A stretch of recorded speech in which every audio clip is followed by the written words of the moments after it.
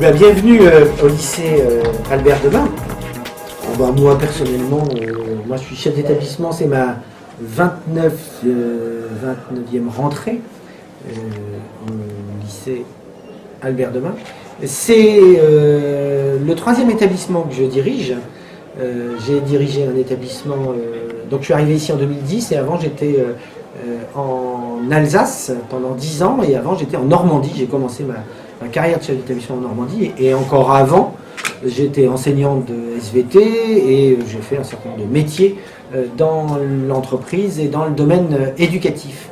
Et quand j'étais en Alsace, j'ai été président national pendant 5 ans, président de l'UNETP, l'Union nationale de l'enseignement technique privé, avant d'arriver dans cet établissement. Et actuellement, à la tête du lycée Albert Demain, j'en profite pour faire un peu de travaux de recherche dans l'enseignement technique et professionnel. Bonjour, je suis Vincent Morger, je suis conseiller d'éducation dans le lycée Albert Demain. Je m'occupe, mon rôle est de la gestion de certaines classes, la gestion de la sécurité d'un autre établissement avec certains collègues de vie scolaire. Nous sommes là pour la sécurité de nos étudiants, la gestion de tout ce qui est vie scolaire, absence, retard. Je vais vous présenter les différents milieux, secteurs de notre établissement. Donc on va aller faire le tour de l'établissement pour vous montrer un peu les différents secteurs.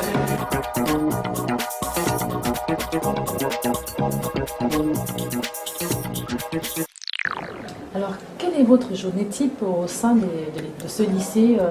Comment vous organisez-vous avec tout cet ensemble d'élèves, d'étudiants, du personnel exactement? C'est surtout mon assistante de direction qui organise ma journée. Elle est composée à la fois du suivi d'un certain nombre de réunions ou d'entretiens à l'intérieur de l'établissement, donc suivi de l'ensemble des étudiants, sachant que il y a plus de 1500 jeunes dans l'établissement qui sont dans des formations sous statut scolaire, en contrat d'apprentissage, en contrat de professionnalisation ou qui sont aussi des adultes en formation. Donc il y a, vous imaginez, un certain nombre de réunions, d'organisation et de suivi de l'ensemble de ces jeunes en formation. Et puis, évidemment qu'à la tête d'un établissement technique et professionnel, il faut avoir des relations à l'extérieur avec toutes les organisations professionnelles ou même les entreprises. Donc très nombreuses rencontres avec des chefs d'entreprise et avec des responsables des organisations professionnelles. Et enfin, évidemment, les institutions, que ce soit le conseil régional, les deux grosses institutions avec lesquelles on est en relation, bien sûr. Il s'agit du rectorat et du conseil régional.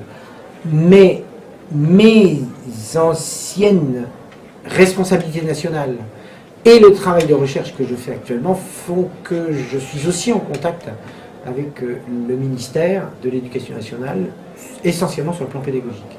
On montre les cuisines, la cuisine pédagogique.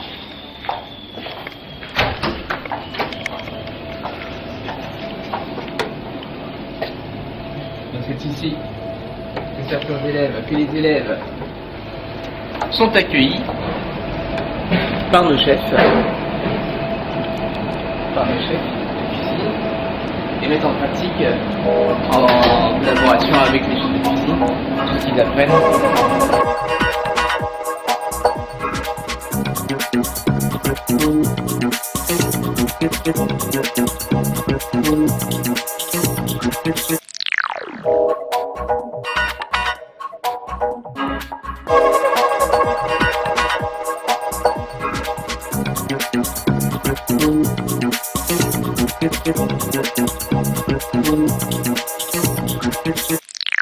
Et actuellement, quel est le profil d'étudiants qui viennent ici pour pouvoir se performer et pouvoir être dynamiques et aptes sur le milieu entrepreneuriat et professionnel en entreprise? Nous sommes dans une situation de transition ici en France. Il y a quelques années, je vous aurais dit essentiellement des jeunes qui auraient aimé continuer leurs études dans l'enseignement général, mais pour lesquels on a identifier des faiblesses ou des difficultés scolaires. Donc souvent des jeunes qui sont que j'ai qualifiés d'inadaptés scolaires, qui viennent dans l'établissement et qui deviennent des professionnels, de vrais professionnels reconnus.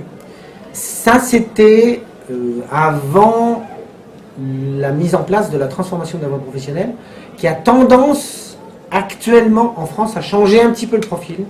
C'est-à-dire qu'on voit arriver de plus en plus des jeunes qui font le choix de venir suivre des formations professionnelles, professionnalisantes, leur permettant un véritable développement parce qu'ils se rendent compte qu'il y a une évolution un petit peu dans le profil de ce que les entreprises demandent et qu'il y a un retour, un début de retour vers la formation professionnelle. En tout cas, il y a une prise de conscience des institutions au niveau de l'État, au niveau des organisations professionnelles, au niveau des entreprises, puisque les entreprises aujourd'hui, on est dans une situation de, j'allais dire, de quasi plein emploi, même si on a encore un taux de chômage important. Pourquoi le taux de chômage est important?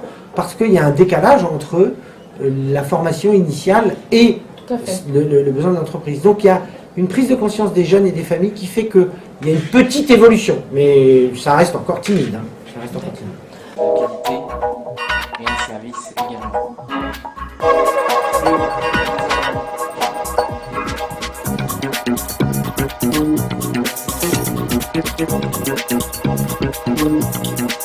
Parlons-en de cette formation et je vois que derrière vous, il y a un très beau tableau qui illustre exactement ce qui se passe au sein de cet établissement. Vous pouvez nous en parler un tout petit peu?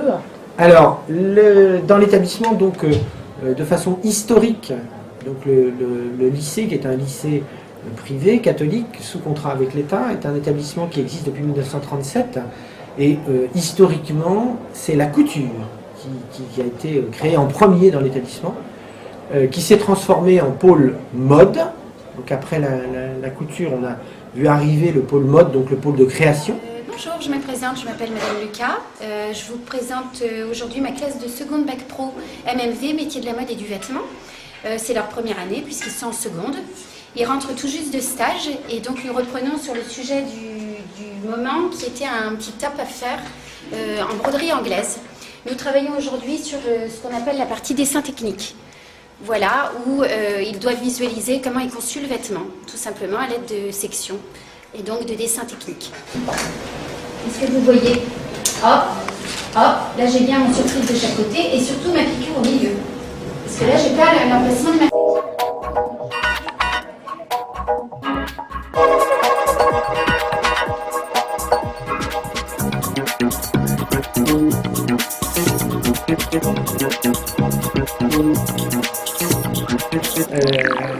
Pour en arriver à une particularité dans l'établissement, puisque nous avons créé le premier établissement, la première école de production, qui s'appelle Ecamode, qui est un atelier école de mode, où les jeunes vont créer des modèles, comme celui que vous avez sous les yeux là tout de suite, mais en plus de les créer, ils vont les réaliser, et la formation se fait avec de vraies clientes. Donc ça c'est l'originalité, c'est une originalité en France, puisque c'est la seule école en France qui existe, le seul diplôme que nous avons créé, qui est le diplôme de créateur de mode, où les jeunes créent le vêtement, le réalisent et le commercialisent pour de vrais clients.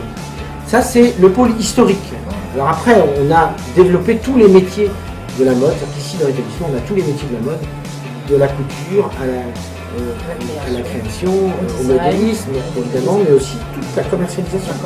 Tous les métiers du commerce autour de la mode. Après, vous avez effectivement ce que vous avez juste derrière moi, c'est-à-dire l'hôtellerie qui est arrivée il y a une trentaine d'années dans l'établissement, où on a aussi tous les métiers dans le domaine de l'hôtellerie, enfin tous, les métiers dans le domaine essentiellement de la restauration, plus de la restauration que de l'hôtellerie, parce qu'il est difficile de créer un hôtel d'application en plein cœur de Paris, ça coûte cher. Et donc, on a surtout les métiers dans le domaine de la restauration, bac pro, bac techno, BTS, avec le mention complémentaire dessert de restaurant et le mention complémentaire de sommellerie. Bonjour, donc je suis Olivier Perrault et je suis professeur de cuisine au lycée Albert Demain. Et donc je travaille aujourd'hui avec une classe de première STHR. Pour ceux qui ont élaboré leur menu auparavant et qui ont choisi les produits qu'ils voulaient travailler. Donc aujourd'hui, ils vont travailler sur une salade niçoise en entrée entièrement revisitée. Ils vont travailler sur des filets de rouget qu'ils ont filetés ce matin et qui vont marquer en cuisson au dernier moment. Et puis pour terminer sur une tarte tropézienne en dessert, sur laquelle là ils sont en train de monter la crème pour terminer le menu. Donc voilà, là ils sont en train de se mettre en place pour être complètement prêts d'ici 1 heure pour le service dans son intégralité.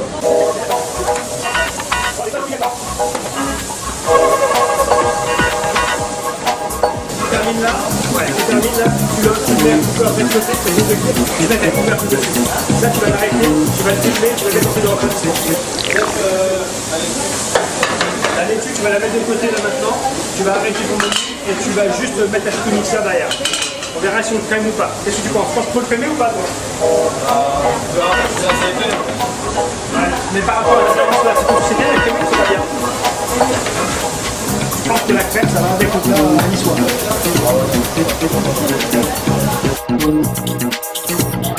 La particularité du secteur d'hôtellerie, c'est qu'on est en train de créer à côté le secteur, de développer à côté la boulangerie. C'est une très bonne idée. Boulangerie, pâtisserie, sandwicherie, avec la question qui se pose, qui est aujourd'hui un rapprochement très fort entre les boulangers et les restaurateurs. Essentiellement autour de la restauration rapide. Eric Kaiser dit avec beaucoup de simplicité que effectivement l'assiette dans la restauration rapide, c'est le pain.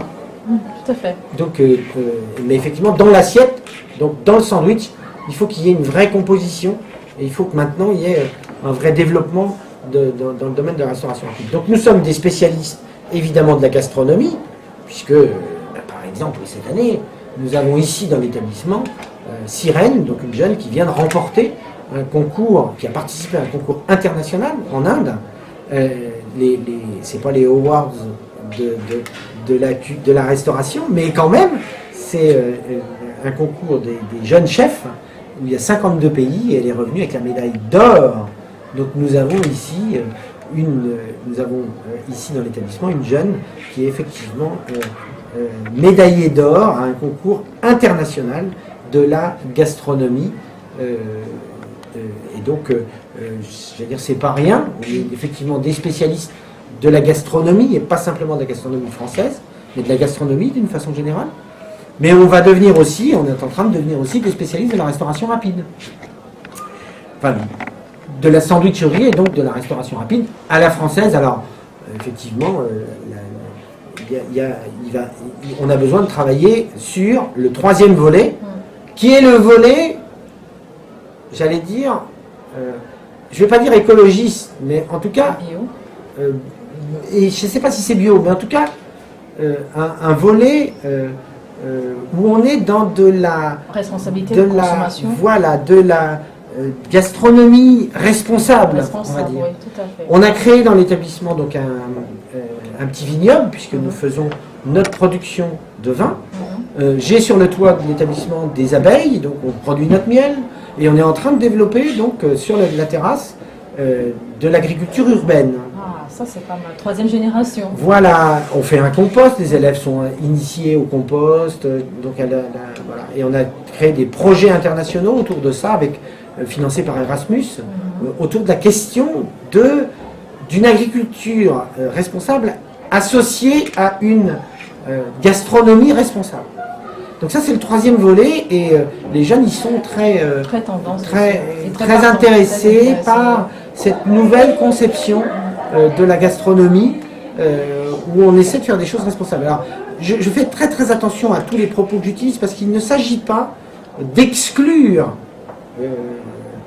comme peuvent le faire la tendance végane où on dit il faut plus.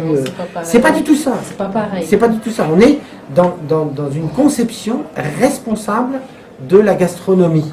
Mais on n'exclut rien. Il ne s'agit pas d'exclure des produits en disant comme les Français sont intéressés par tel type de produit. C'est pas ça. Il s'agit que les jeunes apprennent à utiliser intelligemment et de façon responsable les produits autour des circuits courts ou autour de l'utilisation intelligente des produits. Tout ça est très très beau. Et puis après, il y a encore tout le secteur, un petit secteur industriel dans l'établissement, toujours sur la question du développement durable, STI 2D, donc sciences et techniques industrielles, développement durable. On a dans l'établissement une imprimante 3D, et on est en train de travailler sur ces questions-là. Et puis, donc on est sur l'innovation aussi, innovation technologique. Et puis, enfin, évidemment, tout le secteur tertiaire, évidemment qu'à Paris, avec tous les sièges sociaux qui peuvent exister, on a besoin de développer des compétences de jeunes autour de la comptabilité gestion, du marketing et de toute la gestion RH. Donc c'est moins spectaculaire, si je puis dire, mais c'est tout aussi important, évidemment. Il est important de travailler autour de la question du commerce ou du marketing, ou bien de la comptabilité gestion.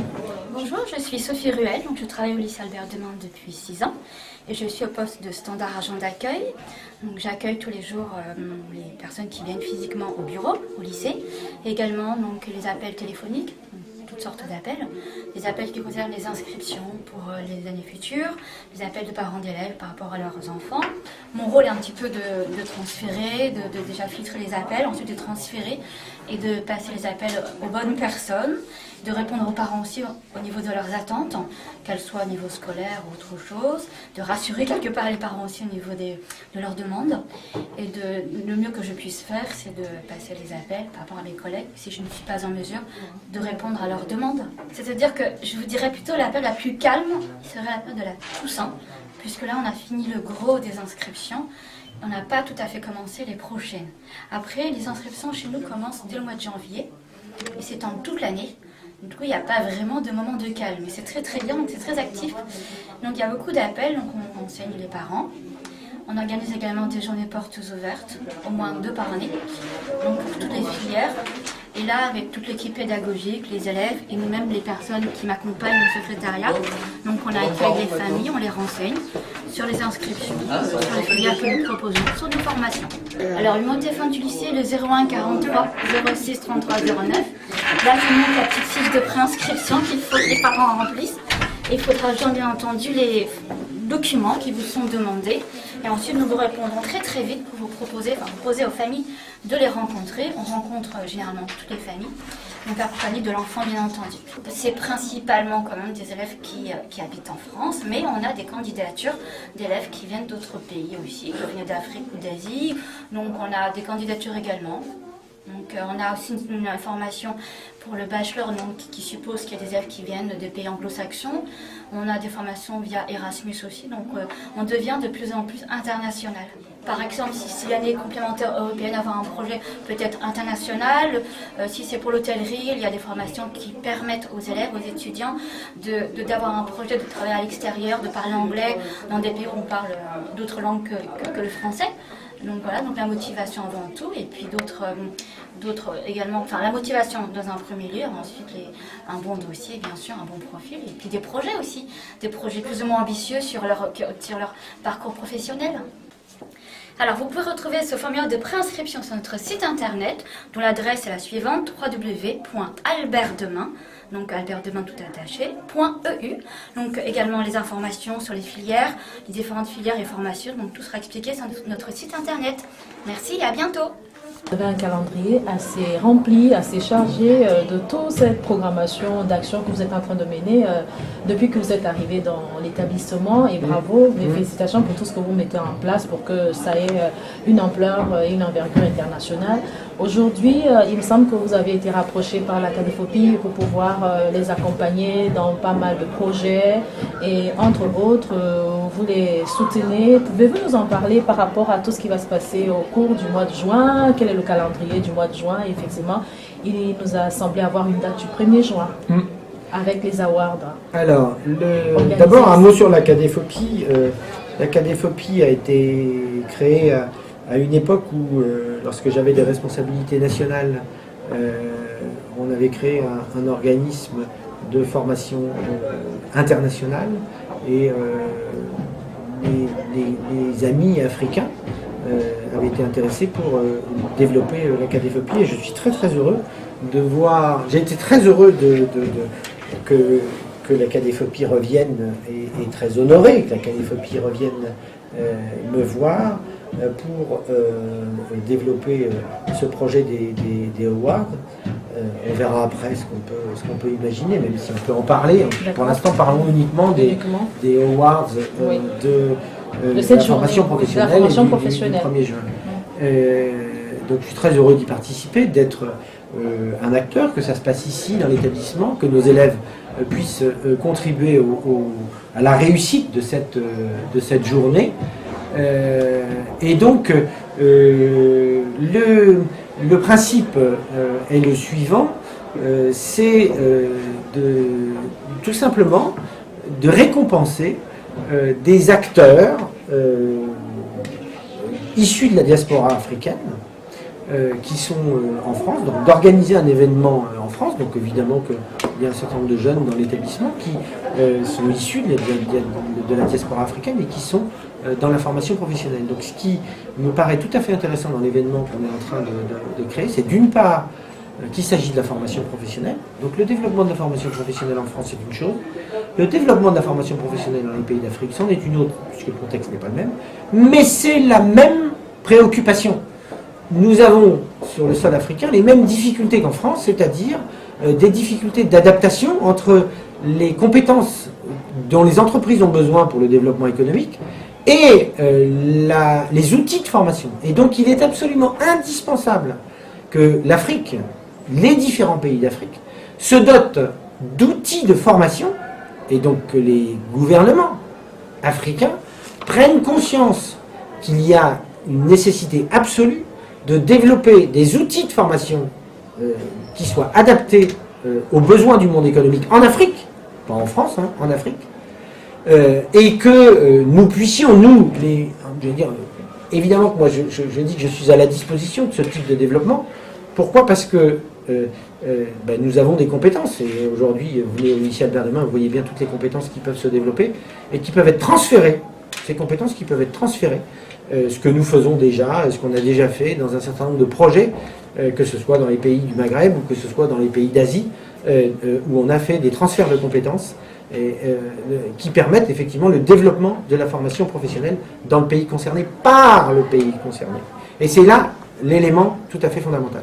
Donc, vous allez me dire, c'est quand même incroyable, puisqu'en fait, on est en train de parler d'un événement qui va se passer en France, alors qu'en fait, je parle du développement de la formation professionnelle en Afrique.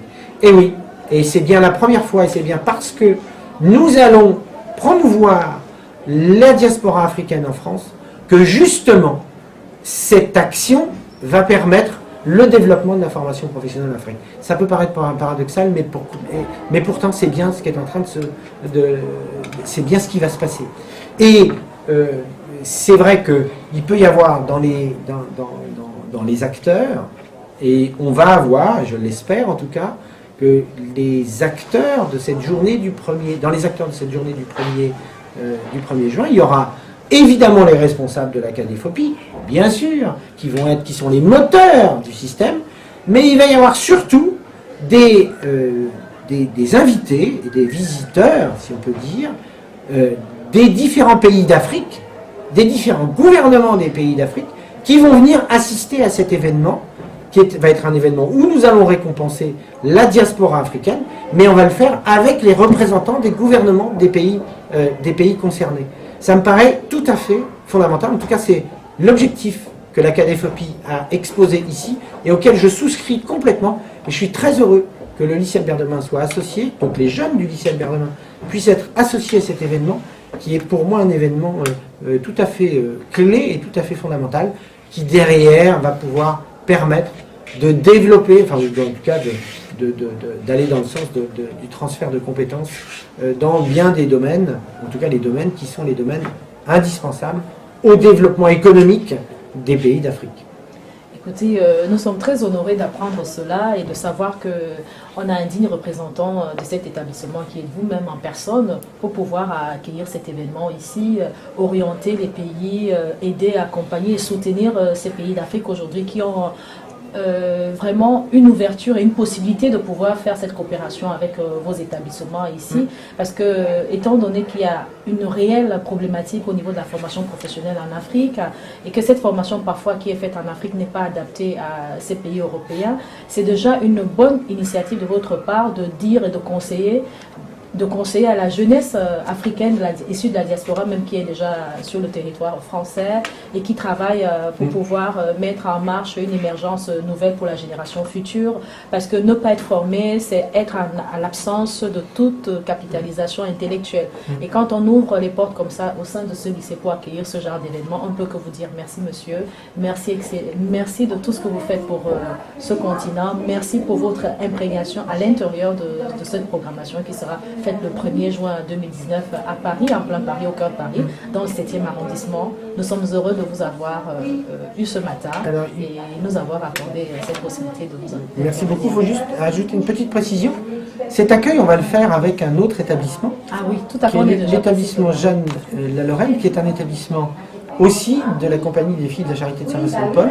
Et je me permets de le dire parce que la congrégation qui est à l'origine de l'établissement que j'ai cité tout à l'heure est une congrégation qui a une dimension internationale puisque les filles de la Charité de Saint-Vincent-de-Paul sont présentes dans le monde entier, pas uniquement dans le domaine scolaire, mais aussi dans d'autres domaines qui sont le domaine de la santé ou le domaine social. Mais elles sont bien présentes dans le monde entier. Donc je me permets quand même de dire que ce n'est pas uniquement une initiative du chef d'établissement du lycée Albert Demain, puisqu'il y a un autre établissement qui est associé, et l'ensemble de la Compagnie des Filles de la Charité est tout à fait intéressé par cette démarche tournée vers l'Afrique. Merci beaucoup.